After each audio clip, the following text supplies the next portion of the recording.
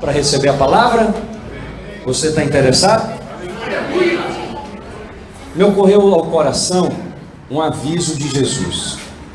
Jesus disse assim: acautelai-vos, para que o vosso coração não fique sobrecarregado das orgias, da embriaguez e das preocupações dessa vida. E aquele dia, qual dia? Esse dia aqui que nós vamos falar, o dia da volta do Senhor.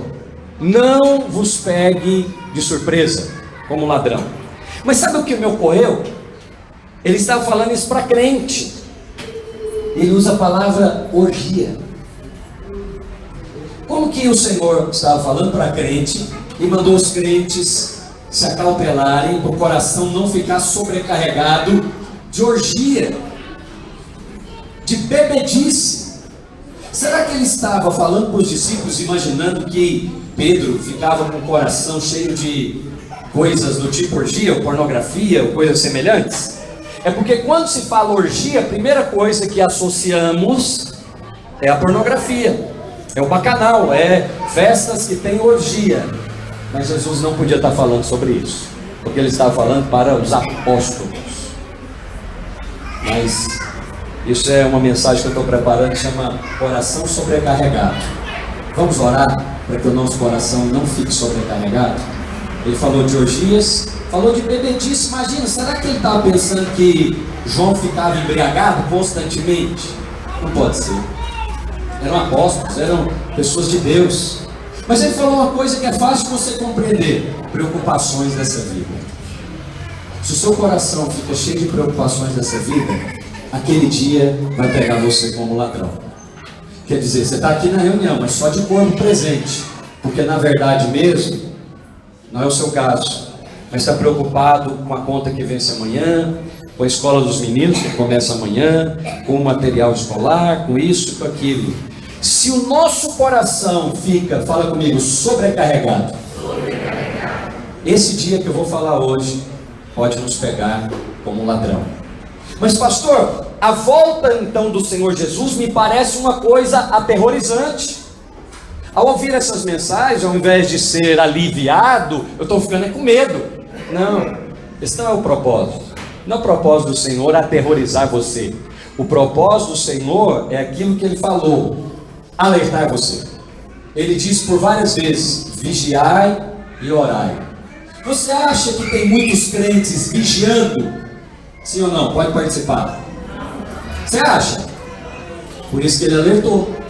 Ele escreveu várias vezes. Eu posso te dar aqui uma dúzia de versículos. Ele falou: vigia, porque não sabeis o dia e nem a hora que vem o ladrão. Se soubesses que dia viria o ladrão, o pai de família trancaria a porta e o ladrão não entraria. Mas ladrão dá aviso, meus irmãos? Não. O Senhor então está nos alertando através da palavra. E eu mandei o esboço no grupo de todos os líderes. Eu quero que você espalhe esse negócio. Manda a revista para frente, espalha. Fala para os seus familiares conectarem ao canal. Pastor, mas eles são ímpios. Não interessa, eles precisam ficar avisados. A Bíblia diz lá em Ezequiel 33 que havia um atalaia. E o atalaia ficava na torre, avisando. Se o atalaia avisasse que viria o inimigo, ele era livre do sangue. Mas se ele não avisasse, o sangue era sobre ele. É claro que o Senhor não vai cobrar de você o sangue de ninguém, porque Ele já pagou com o seu sangue na cruz. Mas mudou a função do atalaia? Não. Nós somos atalaias. Amém, meus irmãos? Eu quero orar para o meu coração e o seu coração. Depois nós vamos fazer essa oração na ceia. Não ficar sobrecarregado com coisas dessa vida. Senhor, em nome de Jesus, nessa manhã nós colocamos o nosso coração perante o Senhor e oramos para que os nossos corações, todos nós, sejam das crianças, dos jovens e dos adultos, não fiquem sobrecarregados com coisas desta vida, Senhor, com as orgias, com a embriaguez desse século, mas o Senhor possa encontrar em nós um coração que ama a sua glória e que espera a vinda do Senhor e que deseja estar com Cristo, em nome de Jesus. Se é o seu caso, diga: Senhor Jesus, o meu coração anela pela tua palavra, pelo teu Espírito, em nome de Jesus. Atos capítulo 1 e versículo 11, a Escritura diz assim, você pode me acompanhar aí na sua Bíblia, ou então na sua revista. Esse Jesus que dentre vós, capítulo 1 e versículo 11 de Atos, esse Jesus que dentre vós foi assunto ao céu, virá do modo como o viste subir. Significa que, nessa ocasião, estavam reunidos os discípulos, e eles viram Jesus ser assunto aos céus. Você sabe, Jesus morreu, e ficou 3 dias, depois ressuscitou.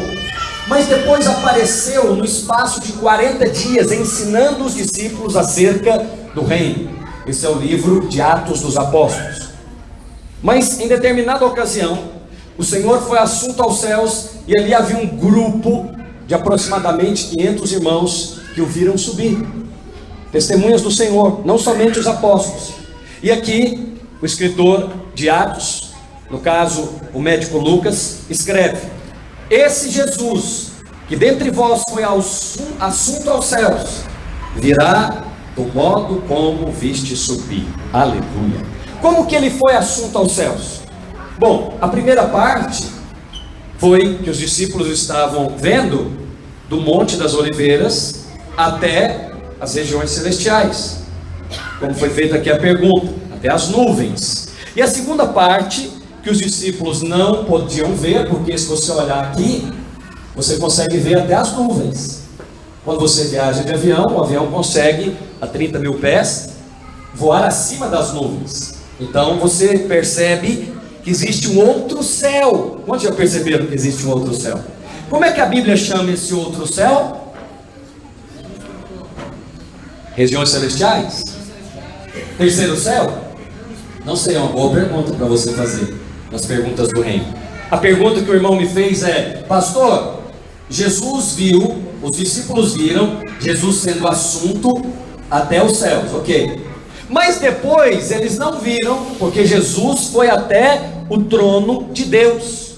Ele foi até o trono oferecer sacrifício, oferecer o seu sangue. Não sei se você sabe também, mas lá no céu tem um santuário. Sabia disso?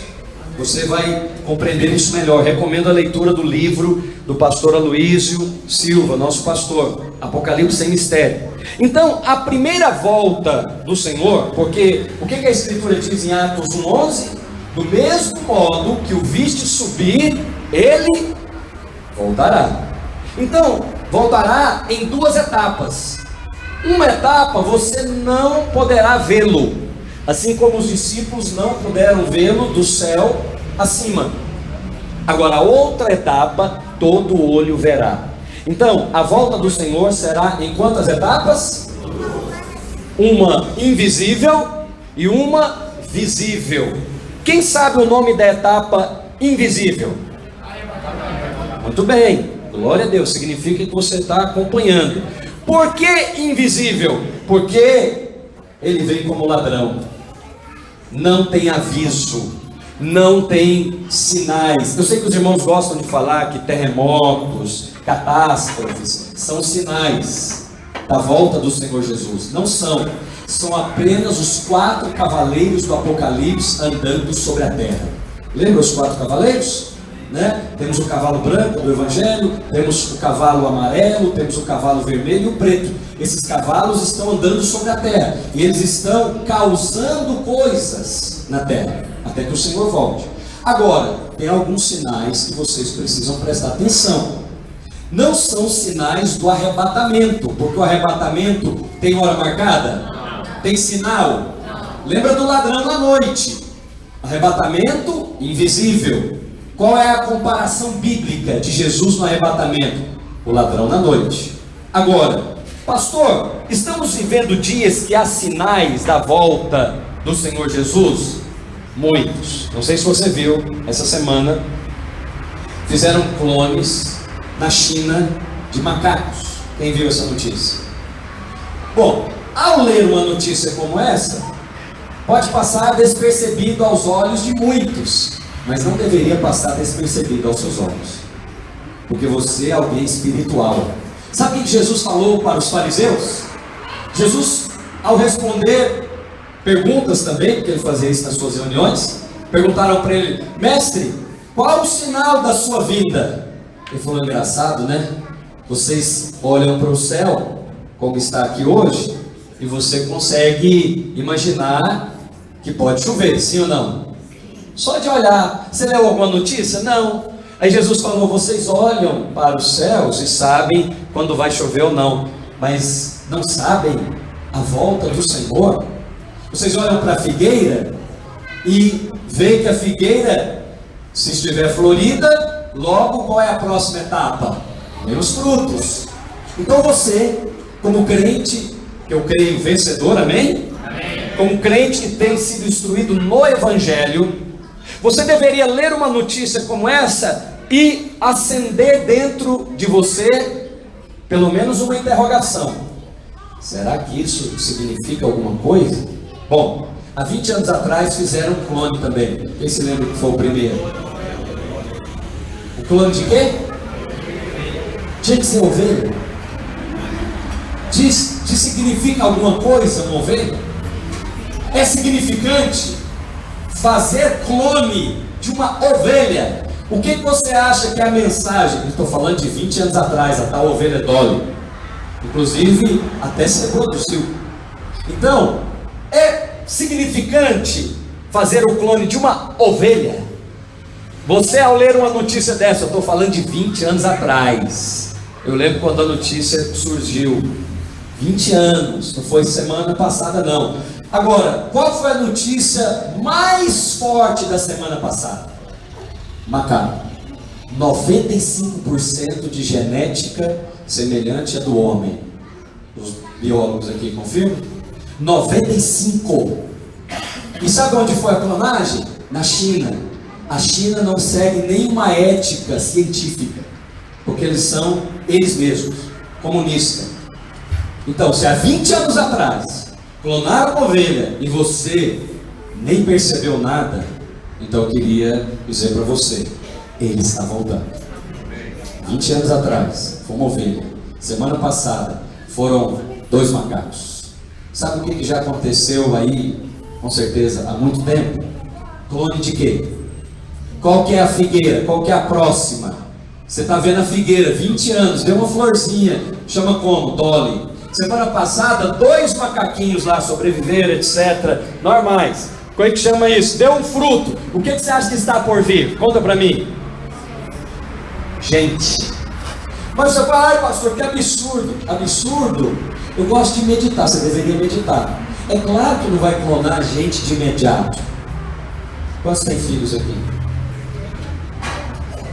Você tem células tronco, você sabe disso? Células tronco estão aí para recuperar órgãos danificados.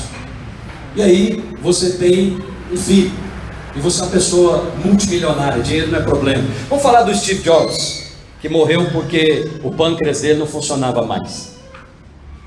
Você acha que o Steve Jobs pagaria uma clonagem de um pâncreas novo? A pergunta é: não dá para criar um pâncreas sem criar um homem primeiro. Poderia tratar com célula-tronco, mas não dá certo em 100% dos casos, não recupera. Mas se fizer um clone dele mesmo e guardar, como guardam embriões, ele pode usar em caso do pâncreas dele falhar. Isso chama Sexto Dia. Você deveria assistir esse filme. Mas não precisa, já está no filme desde 80 e tal. Mas está na Bíblia. Sabe por que está na Bíblia? Não tem nada a ver com o meu esboço, tá? Eu estou aqui fazendo perguntas do reino para você. Quando Jesus falou a respeito da sua volta, perguntado pelos discípulos, ele disse que a volta do Senhor será como nos dias de... Tinha alguma coisa nos dias de Noé que não tem hoje. Conta para mim o que é, você que leu a Bíblia. Os pastores me ajudam? O que tinha nos dias de Noé que não tem hoje? Alguém falou aqui. Nefilins. O que são os Nefilins? Eram os gigantes da terra. Você lembra aí daquela turma de Golias? Você lembra aquela turma que Davi matava?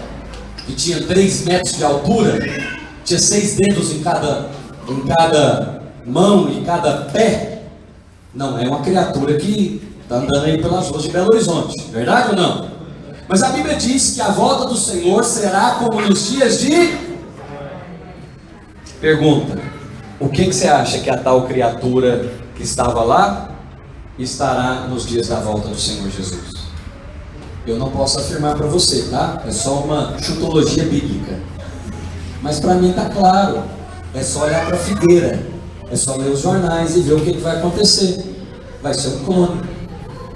Aí tem uma pergunta para você que é crente responder: do reino, o clone pode ser salvo? Não sei. Não sei. Os macaquinhos estão lá. O que é aquele negócio? O que é aquele negócio? Aquele negócio é uma coisa que a Bíblia chama de besta. Porque não é criatura de Deus. Não foi criado por Deus. Foi criado pelo homem. É uma outra raça. Aqueles macaquinhos não tem classificação lá na sua tabela lá. Qual é a origem dele? Quem que criou? Ele é diante dos olhos dos biólogos e geneticistas, tudo bem. Mas diante dos olhos de Deus, aquilo não é uma criatura. Aquilo é uma besta. E você já leu em algum lugar que existem algumas bestas? Alguém já leu lá em Apocalipse? Tem uma besta que surge do mar, tem uma besta que surge da terra. Aleluia. Fecha parênteses. É empolgante as escrituras, não é? Nos dias do Senhor Jesus será como nos dias de Noé. Se casava e se dava em casamento. Mas quando ele falou nos dias de Noé, tinha uma coisa lá que não tem aqui hoje. Ou se tem, aliás tem, né?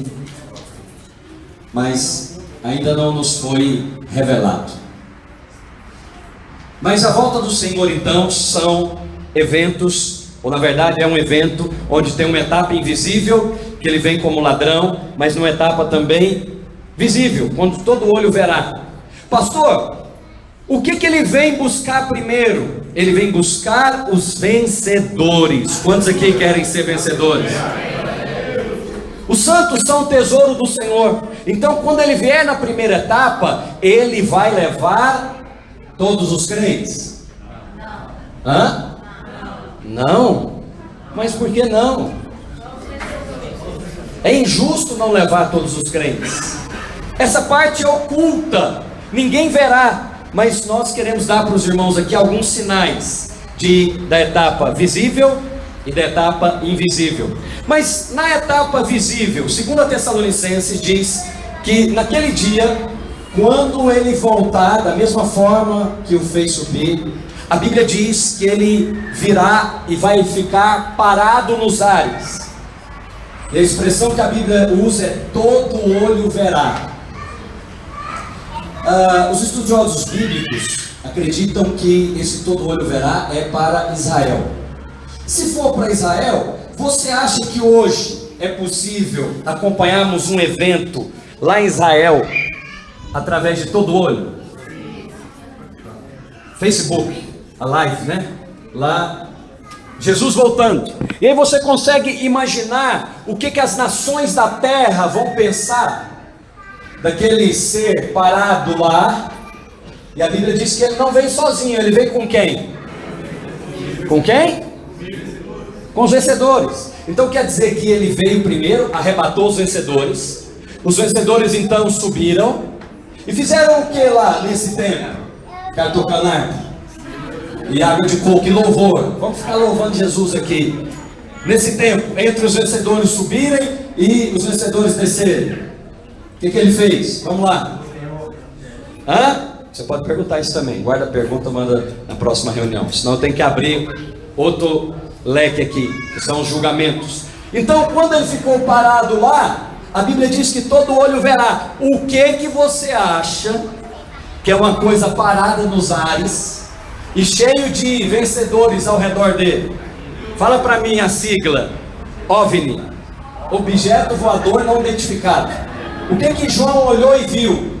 Que ele vem montado num cavalo branco, né? João viu, ele olhou, falou assim: olha aquele negócio ali, meu Deus, parece um cavalo branco. Bom, se for cavalo branco, vai ficar mais glorioso ainda. Mas pode ser uma nave branca e ao em volta dela, navezinhas. O que você acha que o povo vai fazer com aquilo ali? As nações da terra vão se unir para destruir aquilo que está dizendo ser o Cristo. Aonde é que vai acontecer essa batalha? No vale de Meguido, ou no a batalha chamada Batalha do Armagedon. Então, se você não conseguir, preste atenção, que isso é um aviso para todos nós. Estamos aqui. Se o Senhor arrebatar a igreja hoje, amanhã, etc., o prédio da igreja vai continuar aqui. E provavelmente alguns irmãos também vão ficar. Espero não ficar para ter que ensinar essa parte, por isso que eu já estou ensinando antes. Mas se algum dentre vós, pastores, quiser ficar, vai ser necessário para ensinar a igreja que ficar, certo? Alguém se candidata? Não candidata? Porque é o seguinte, pastor, você está brincando? Não estou brincando não. Meu irmão mandou uma pergunta dizendo assim: ah, pastor, isso é bobagem, se vai primeiro ou se vai depois. Isso é igual escala de avião, uns vão primeiro, outros vão depois. Ok, só que tem um intervalo entre os que vão primeiro e os que vão depois. Como é que é o nome do intervalo? Como é que é o nome do intervalo? O intervalo pequeno de 3 anos e meio, ou 1260 dias, ou um tempo, 2 tempos e metade de um tempo. Como é que é o nome do intervalo? Mateus, fica aqui do lado da mesa. Eu vou ser arrebatado, tá? Você vai ficar. Brincadeira, só uma ilustração para você entender. Porque irmãos mandaram essa pergunta: ah, que bobagem, pastor, tanto faz. Na verdade, o Senhor vai arrebatar todos os crentes. Verdade, nem o crente vai ficar, porque você já é separado de Deus. Então, pastor, a questão é só a hora da partida. Não é só a hora da partida. Então, vamos supor, vamos começar de lá. O Mateus, então, está lá vigiando, ele está apercebido, ele é um crente que está procurando ter boas obras, ele é um vencedor, diga amém, aleluia. Então, sobre ele vem o Senhor e o arrebata. E aí começa aqui então o intervalo. Como é que é o nome desse intervalo? Ah, pastor, você que inventou esse nome? Não, está na Bíblia, está aí no esboço, você pode ler. Quem deu esse nome não fui eu, né? Foram as cartas paulinas, especialmente Apocalipse. Então, agora começa o intervalo. Esse intervalo é o intervalo do anticristo. É o intervalo daqueles que ficarem, não vão poder comprar, não vão poder negociar. Por quê? Ora, pelo motivo óbvio, eles serão perseguidos pelo anticristo. Mas o meu assunto não é esse, não é grande tribulação, é só para você entender. Qual é a outra volta então que nós estamos mencionando aqui? É aquela volta onde todo olho verá. No final da grande tribulação, ele vem para arrebatar o restante da igreja. Você sabe aquele crente, no caso que eu estou representando, que era mais ou menos, não queria compromisso, e aí ele ouviu a palavra da graça e falou assim: ah não, está tudo na graça mesmo, pastor, então, não vão pecar, né? Não, para que ir de culto? Para que ir de reunião? Isso é coisa errada, né? Da videira, e célula, e discipulado. Fique em paz, fica tranquilo, já está avisado. Só que, ei, vem aqui, você acha que esse período de 3 anos e meio vai amadurecer esse vaso aqui que ficou? Bom, se não amadurecer, vai morrer, porque vai ser perseguido e vai ser morto. Muitos irmãos perguntam: pastor, mas e se ele receber a marca da besta? Não recebe. Você acha que todo crente já ouviu a tal da mensagem da marca da besta, sim ou não? Todas as denominações. Você acha que se de repente some metade da igreja, na hora, o que esse crente automaticamente já vai lembrar? O anticristo está aí, ó. Daqui a pouco lá vem com a marca. Você acha que um crente vai receber a tal marca? Não não vai não, irmão. Então, essa pergunta é fácil de responder. Se receber, é porque não é crente. Não é. Esquece. Crente não recebe. Marca da besta, ele já sabe que realmente é fria. Então, quando ele amadurecer, ou for morto, se ele for morto, já está lá em Apocalipse capítulo 5. Aliás, é o 5º selo. Marte já vai reinar com Jesus. Porque você pode dar uma coisa para ele maior do que a sua própria vida? Não pode. Então, esse período de 3 anos e meio, olha a bondade de Deus. Deus é bom, não é? Deus é muito bom, misericordioso, porque esse aqui vigiou, esse aqui ele esteve atento, o coração dele não ficou sobrecarregado, aí ele foi arrebatado, como recompensa de ser um crente fiel. Porque muitos nos acusam dizendo: pastor, essa mensagem da graça que vocês pregam faz com que o crente seja relapso. Nunca vi isso acontecer. Nunca vi alguém, um pai, falar para o filho que ama mais, ia ficar mais relapso. Pelo contrário, o apóstolo Paulo diz que ele trabalhou mais do que os demais. Não ele, mas a graça de Deus. Agora, para nós que estamos aqui, qual é o aviso? Fala para o irmão que está do seu lado. Obrigado, Mateus. Ele vem como ladrão.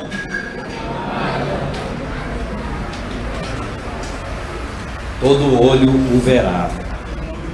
Agora, a hora nós conhecemos a hora, meus irmãos? Não. Apocalipse 3:3 diz: lembra-te, pois, que tem recebido e ouvido, guarda e arrepende, porque se não vigiares, olha aqui o meu texto. O título dessa mensagem é vigiar e orar. A volta do Senhor está próxima. Porquanto se não vigiares, diga comigo bem forte: se não vigiares, virei como ladrão. A respeito daquele dia e daquela hora, Mateus 24:36, ninguém sabe, nem os anjos do céu, nem o Filho, senão o Pai. E ele vem para quê? Para buscar os vencedores. Eu fiz aqui o teatrinho com Mateus, para aqueles que permanecerem fiéis. E essa volta, que é o arrebatamento, é uma recompensa para os fiéis. Porque senão, meus irmãos, o que adianta ser fiel hoje? Será que tem uma recompensa para o fiel hoje? Quantos creem? Diga amém. Qual é a recompensa do fiel? O arrebatamento. O arrebatamento, o galardão. Então, o Senhor está nos avisando. Agora, e no aspecto, como eu disse, para nós encerrarmos, as claras. Primeira coisa, diz que ele será visto por todas as tribos da terra. É possível ser visto hoje por todas as tribos da terra? Há 100 anos atrás talvez não era possível. Lembra da ilustração? Ei, dá uma olhadinha lá para fora. Você consegue imaginar agora que daqui a 15 minutos vai fazer muito sol, bem forte, solarado, temperatura de 35 graus. É possível isso agora? Não é o que está indicando. Então, preste atenção, 100 anos atrás, já pregavam essa mensagem, homens de Deus na história, pregavam essa mensagem da volta do Senhor. Quando eles liam esse versículo, olha só, vem aqui, em Apocalipse 1:7, que fala o seguinte: eis que vem nas nuvens, e todo olho verá, até quanto os traspassaram, quer dizer, enfiaram nele a lança. Quando Spurgeon, Finney, outros homens de Deus pregavam essa mensagem, e você ouve essa mensagem hoje, qual está mais próximo da volta do Senhor Jesus? Porque é o seguinte, 100 anos atrás, eles liam, todo olho verá. Como que todo olho verá? Será que ele vai aparecer lá em Israel, mas também vai aparecer na América, na Oceania, ao mesmo tempo? Mas hoje, quando você lê aqui, todo olho verá, fica fácil para você entender? Moral da história, está mais próximo do que 100 anos atrás? O texto ficou mais claro? Então vigia, porque a figueira está florescendo. Deixa eu te dar mais um dado objetivo, científico, jornalístico. Esse ano fazem 70 anos da criação do Estado de Israel, 1948. 70 anos. 70 anos na Bíblia é um número simbólico? Profético. Agora, ei, outro sinal, não estou falando de Bíblia agora não, estou falando de informação jornalística, que você, como crente vencedor, no meio dos outros crentes, deveria alertá-los. Ô, irmão, esse negócio aqui que eu acabei de ler é interessante. O presidente dos Estados Unidos, Donald Trump, reconheceu que Jerusalém é a capital de Israel. Ninguém em 70 anos tinha reconhecido isso. Ele foi o primeiro. Ele falou: não só reconheço, como vou mudar a embaixada de Tel Aviv para Jerusalém. Aí você fala: pastor, o que tem a ver isso?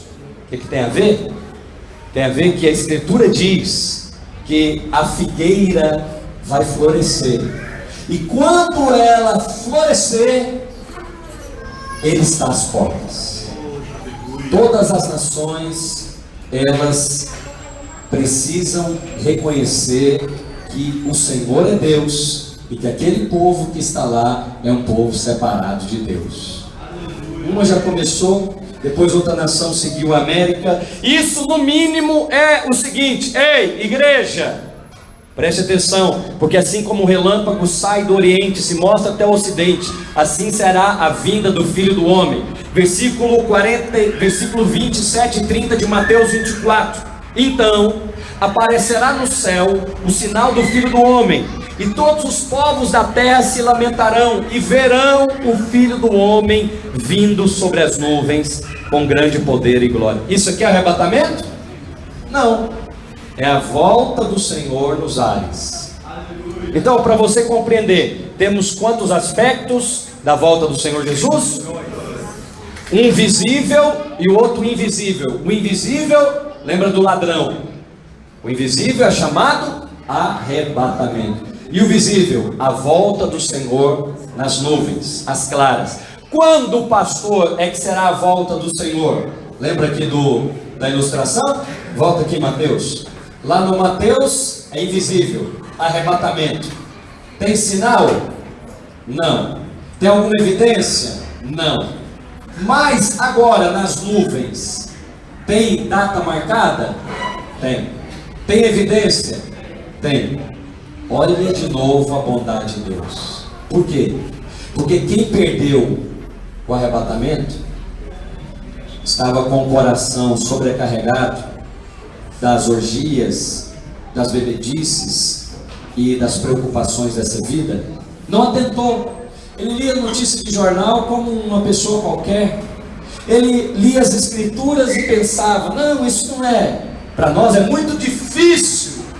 Apocalipse, eu não consigo entender. Essa é a voz do diabo falando com você. Nunca aceite pregador nenhum dizendo que esse é um livro difícil que você não vai entender. Isso é mentira do diabo. É para cegar o seu entendimento. O pai escreveu a carta para os filhos entenderem. Posso ouvir um amém? Amém. Então, esse período onde nós estamos aqui ensinando, todo olho verá, tem data marcada, inclusive de anos e dias. 3 anos e meio, 1260 dias. Olha para você ver. Olha o cuidado do pai com aqueles filhos que não foram tão obedientes, não foram filhos relapsos, mas ele os ama. E ele está dando uma nova oportunidade. Obrigado, Mateus. Então, meus amados, para finalizar, será no fim da grande tribulação.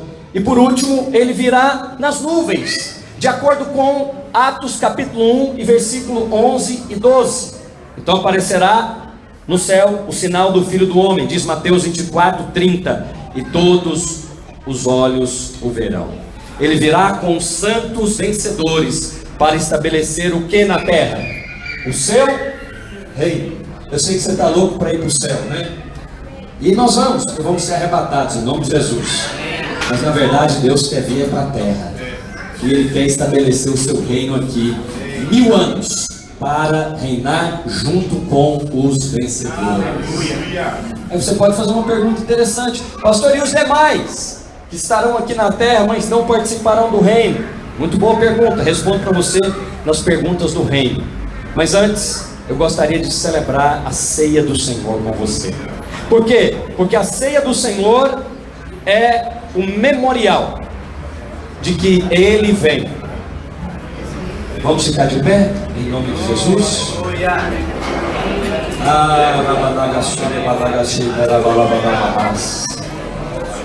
Sabe qual foi a instrução bíblica, meus amados irmãos? Fazer isso em memória de mim. Fala comigo, memória de mim. Por que o Senhor falou isso? Para você não se esquecer dele. Para o seu coração não ficar sobrecarregado com coisas desta vida. Enquanto nós ministramos um cântico, os irmãos podem distribuir os elementos e nós vamos orar consagrando ao Senhor esta ceia. Enquanto isso, ei, eu queria só que você ficasse só com essa parte. O Senhor, na noite em que foi traído, na ceia com os seus discípulos, os reuniu e disse: muito quisera ter essa ceia convosco. Então chegou a hora de ter a ceia. E ele disse: esse é o cálice da nova e eterna aliança do meu sangue, feito em favor de muitos. Fazer isso em memória de mim. Fala comigo, em memória de mim. Isso saltou meu coração. Sabe qual é a única coisa? Única não. Sabe qual é a coisa que mantém você vigilante? A memória dele, Cristo. Não fique em função do diabo, fique em função de Cristo. Não fique em função do dinheiro, fique em função de Cristo. Não fique nem em função do seu próprio corpo, da sua saúde, porque ela pode criar asas para si, ir embora e partir. Mas se você trouxer à memória Cristo, pastor, eu preciso ficar orando o tempo inteiro? Não precisa, Ele está dentro de você. O apóstolo Paulo disse que você pode orar sem cessar. É trazer a memória. Estou trabalhando. Estou lembrando de Cristo. Obrigado, Senhor, por esse trabalho. Estou com a minha família. Obrigado, Senhor, por Cristo. Estou com a igreja. Aleluia, pelos irmãos. Eu estou cozinhando. Eu estou dirigindo. O seu coração anela por Ele. Aleluia. Vamos falar isso para Ele agora. Você está na liberdade do Senhor enquanto cantamos o cântico. Os irmãos vão distribuir os elementos. Pastor Adriano, vem aqui para celebrarmos juntos, em nome de Jesus. Eu te amo. Vamos celebrar, depois você fala. Mais que tudo.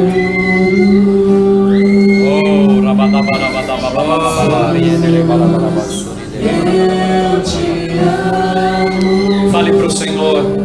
Peça para Ele ativar o seu coração